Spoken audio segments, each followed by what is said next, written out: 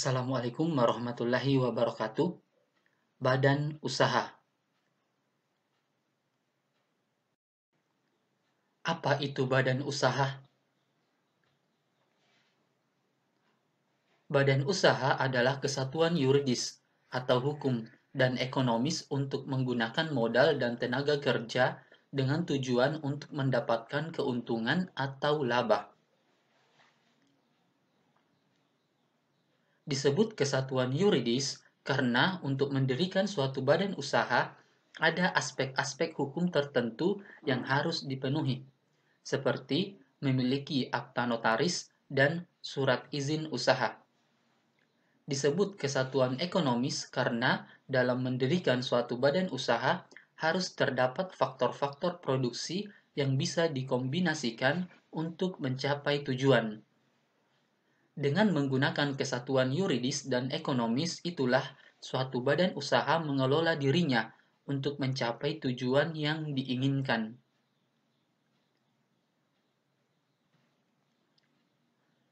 Fungsi badan usaha. Yang pertama, fungsi komersial. Fungsi komersial badan usaha meliputi fungsi operasional dan fungsi manajerial. Yang pertama, fungsi operasional adalah fungsi yang memungkinkan badan usaha dapat melaksanakan kegiatannya dengan baik untuk mencapai tujuan. Fungsi ini meliputi fungsi pembelian dan produksi, pemasaran, keuangan, personalia, serta administrasi atau akuntansi.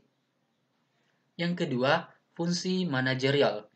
Fungsi manajerial badan usaha adalah fungsi badan usaha yang menyatakan bagaimana suatu badan usaha dikelola secara efisien agar memberikan keuntungan maksimal. Fungsi ini meliputi perencanaan, pengorganisasian, pengarahan, dan pengawasan. Kedua fungsi tersebut bersifat internal, artinya sampai sejauh mana badan usaha tersebut mampu menjaga kelangsungan usahanya sehingga tetap berfungsi bagi badan usaha yang bersangkutan. Yang kedua adalah fungsi sosial. Berbeda dengan fungsi sebelumnya, fungsi sosial badan usaha lebih bersifat eksternal. Fungsi sosial menyatakan sampai sejauh mana suatu badan usaha mampu memberikan peran secara nyata bagi lingkungan di luar badan usaha yang bersangkutan. Fungsi sosial antara lain yang pertama, penyedia kesempatan kerja. Sebagai suatu institusi bisnis, badan usaha akan menyerap tenaga kerja dari masyarakat. Semakin maju dan berkembang suatu badan usaha, semakin banyak tenaga kerja terserap karena kesempatan kerja yang tersedia lebih luas. Yang kedua, peningkatan kualitas lingkungan hidup. Etika bisnis yang sehat mengharuskan setiap badan usaha meningkatkan kualitas lingkungan hidup, misalnya menyediakan tempat pengolahan limbah pabrik dalam rangka mengurangi pencemaran.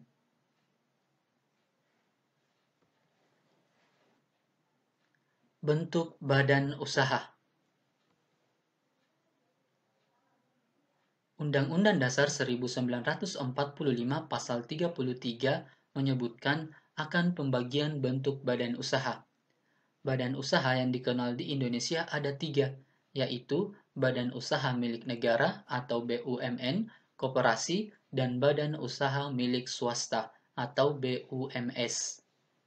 Dalam pasal tersebut tertuang adanya konsep demokrasi ekonomi, yaitu adanya kebebasan berusaha bagi seluruh warga negaranya dengan batas-batas tertentu. Bentuk badan usaha berdasarkan kepemilikan yang ada di Indonesia yang pertama, Badan Usaha Milik Negara atau BUMN dan BUMD. Yang kedua, Badan Usaha Milik Swasta atau BUMS. Dan yang ketiga adalah koperasi. Kalian bisa lihat di ketiga gambar ini, yang pertama BUMN, kemudian yang kedua BUMS, dan yang ketiga adalah Lambang Koperasi Indonesia.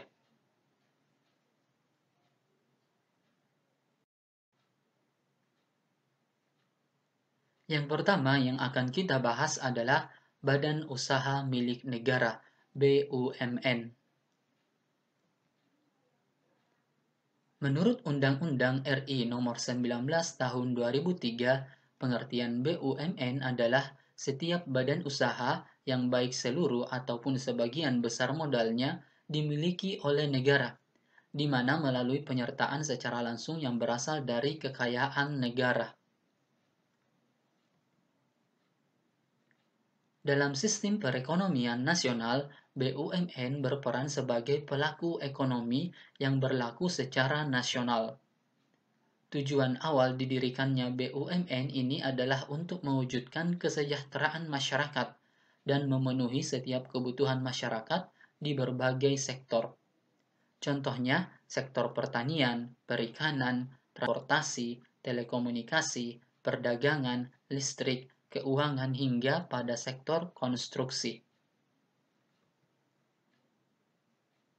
Kalian bisa lihat di gambar ini adalah beberapa contoh BUMN seperti Pegadaian, RNI, Kereta Api, NI, Telkom Indonesia, Pertamina, Perhutani, Garuda Indonesia, dan IPC, dan masih banyak yang lainnya.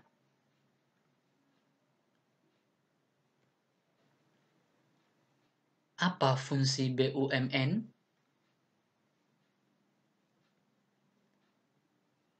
Beberapa fungsi didirikannya perusahaan BUMN adalah yang pertama, sebagai penyedia produk berupa barang dan jasa bagi masyarakat. Yang kedua, sebagai media bagi pemerintah untuk mengatur kebijakan perekonomian Indonesia. Yang ketiga, sebagai media penyediaan lapangan pekerjaan. Yang keempat, sebagai sumber penghasilan devisa negara. Yang kelima, sebagai media pengembangan usaha kecil, menengah, dan koperasi. Yang keenam, sebagai pendorong stimulan timbulnya peluang usaha baru. Yang ketujuh, sebagai pengelola sumber daya alam milik negara. Yang kedelapan, sebagai pelopor pembangunan berbagai sektor usaha yang belum terjamah pihak swasta.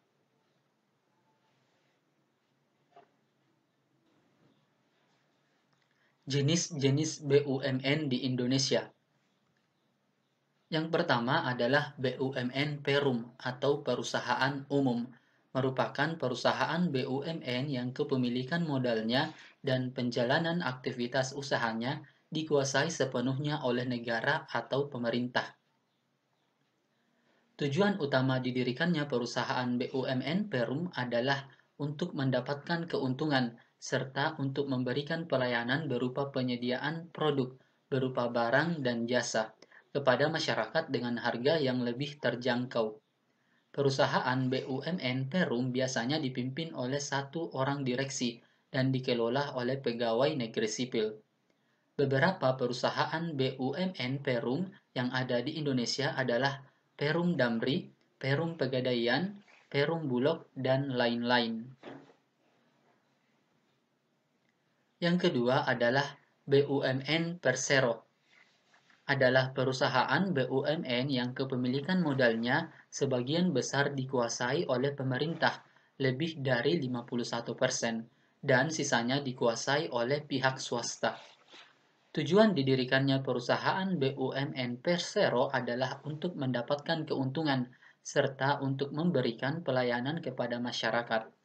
Perusahaan BUMN Persero biasanya dipimpin oleh seorang direksi dan dikelola oleh pegawai swasta.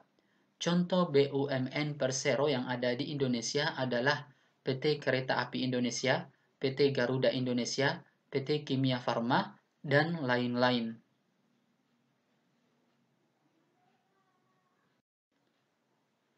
Yang kedua adalah Badan Usaha Milik Swasta atau BUMS. BUMS atau Badan Usaha Milik Swasta merupakan suatu badan usaha yang permodalan atau kepemilikan sepenuhnya dimiliki oleh individu atau pihak swasta, bentuk kerjasama penanaman modal.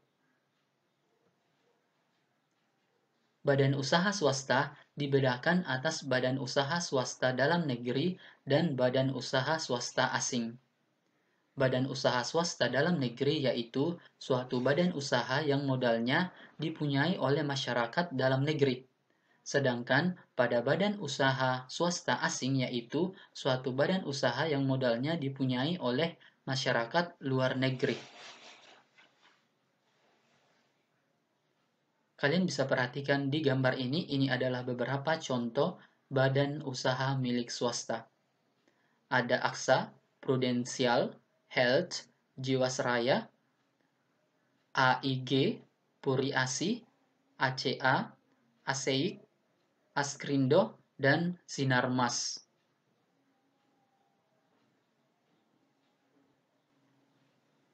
Fungsi BUMS. Yang pertama, untuk rekan kerja pemerintah dalam meningkatkan kesejahteraan masyarakat. Yang kedua, untuk rekan kerja pemerintah dalam pengelolaan sumber daya. Yang ketiga, merupakan dinamisator dalam sebuah perekonomian masyarakat. Yang keempat, untuk memberikan pelayanan bagi masyarakat. Peranan BUMS. Yang pertama, berperan sebagai mitra BUMN. Yang kedua, berperan sebagai pihak yang menambah produksi nasional. Yang ketiga, berperan sebagai pembuka lapangan pekerjaan. Yang keempat, berperan sebagai pihak yang memacu pendapatan nasional, serta juga menambah kas negara. Yang kelima, berperan sebagai pembantu pemerintah dalam mengelola dan mengusahakan kegiatan ekonomi yang tidak ditangani oleh pemerintah. Yang keenam, berperan sebagai pembantu pemerintah di dalam usaha pemerataan pendapatan nasional. Bentuk-bentuk BUMS. Yang pertama adalah perusahaan perseorangan. Perusahaan perseorangan yaitu suatu badan usaha yang modal dan tanggung jawabnya dipegang oleh satu orang secara pribadi yang merupakan pemilik perusahaan. Kelebihan perusahaan ini adalah mudah didirikan, organisasi yang sederhana dan mudah karena kegiatan relatif terbatas dan perusahaan relatif kecil. Pemilik mempunyai kebebasan yang seluas-luasnya dan keuntungan berada pada satu orang yakni pemilik perusahaan. Yang kedua adalah firma atau FA. Firma merupakan suatu persekutuan dua orang atau lebih dalam mendirikan dan menjalankan perusahaan dengan satu nama dan membagi suatu keuntungan dari hasil yang didapatkannya. Setiap sekutu atau anggota mempunyai tanggung jawab yang sama pada perusahaan. Kelebihannya adalah mempunyai modal dengan jumlah yang besar. Dalam pendirian relatif mudah. Status badan usaha yang jelas karena dalam kepemilikan akta dari notaris dan terdaftar di pengadilan negeri. Dalam tanggung jawab dilakukan secara bersama-sama, dan pengambilan sebuah kredit lebih besar dan mudah karena dipercaya oleh suatu lembaga keuangan atau bank. Yang ketiga, persekutuan komanditer atau CV. Persekutuan komanditer merupakan suatu persekutuan dua orang atau lebih yang beberapa sekutu atau anggota hanya menyerahkan modal dan sekutu yang lain menjalankan perusahaan. Dalam persekutuan komanditer ini dikenal dengan dua sekutu, yakni sekutu aktif atau sekutu komplementer dan sekutu pasif atau sekutu komanditer. Sekutu aktif yaitu sekutu yang mempunyai hak dalam menjalankan dan memimpin perusahaan, sedangkan pada sekutu pasif yaitu sekutu yang hanya menyerahkan modal. Kelebihannya adalah mudah dalam proses pendirian, kebutuhan dalam modal lebih terjamin dan terpenuhi, cenderung lebih gampang mendapatkan kredit dalam manajemen lebih besar, pimpinan perusahaan bisa terdiri dari satu orang atau lebih, dan kekayaan pribadi terpisah dengan kekayaan perusahaan. Contohnya kalian bisa lihat di sini. Yang pertama adalah CV Prima Trans Nusantara Makassar, yang kedua CV Duta Jaya, dan yang ketiga CV JMM Utama. Yang keempat, perseroan terbatas atau PT. Perseroan terbatas merupakan suatu badan usaha yang didirikan oleh beberapa orang, berbadan hukum dan modalnya terdiri atas saham-saham. PT mempunyai kemampuan mendapatkan modal dalam jumlah besar melalui penerbitan saham.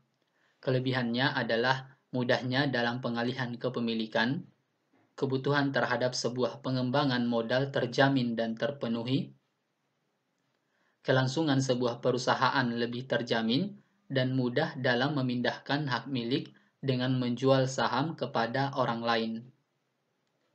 Kekurangan perseroan terbatas atau PT, biaya pembentukan yang relatif tinggi, dalam pembayaran pajak besar, sulit menjaga sebuah rahasia perusahaan, dan dalam proses pendirian perusahaan yang panjang. Ini adalah beberapa contoh PT. Ada MNC, ada PT Gudang Garam, dan PT Semen Indonesia.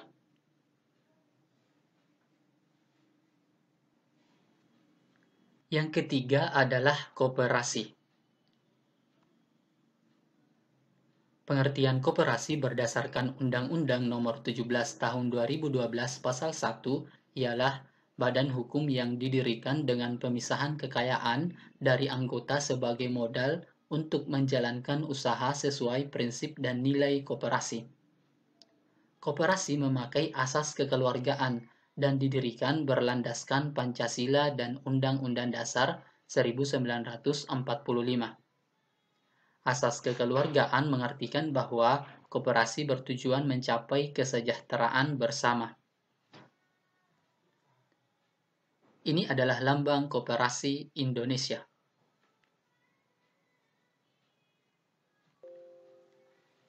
Fungsi pendirian koperasi.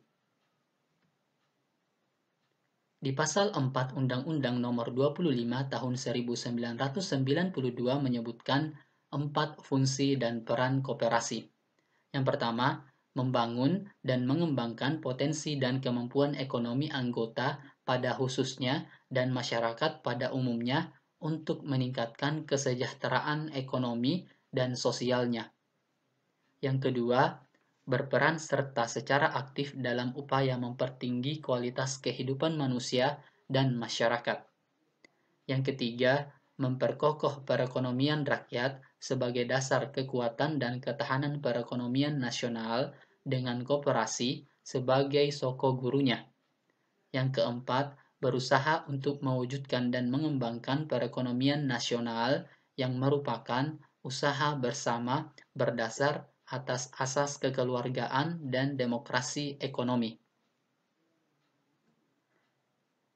Kalian bisa lihat di gambar pertama ini adalah koperasi Indonesia dan yang kedua adalah koperasi syariah atau koperasi berbasis Islam.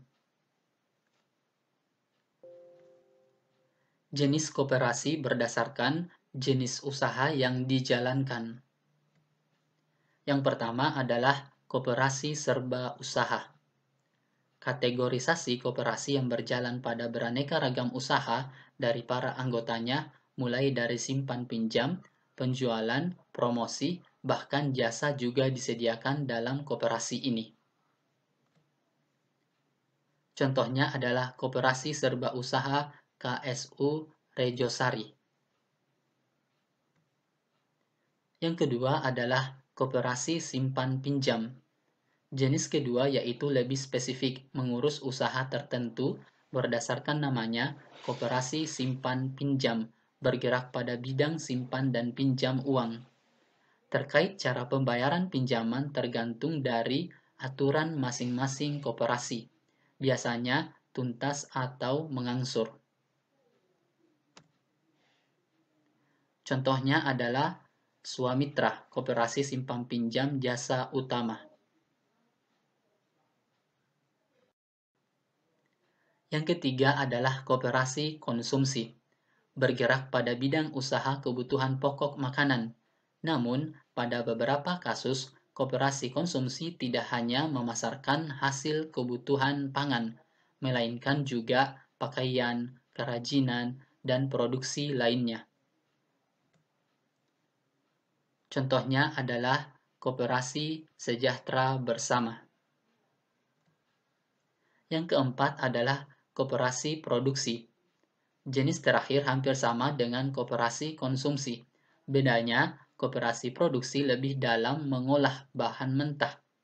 Misalnya, produksi pakaian, maka dalam jenis koperasi ini diolah mulai dari kain, penjahitan, sampai penyablonan jika diperlukan. Contohnya adalah Koperasi Induk Adam Garam Sejahtera. Oke, cukup sekian pembahasannya mengenai badan usaha dan jenis-jenisnya. Semoga bermanfaat. Terima kasih. Assalamualaikum warahmatullahi wabarakatuh.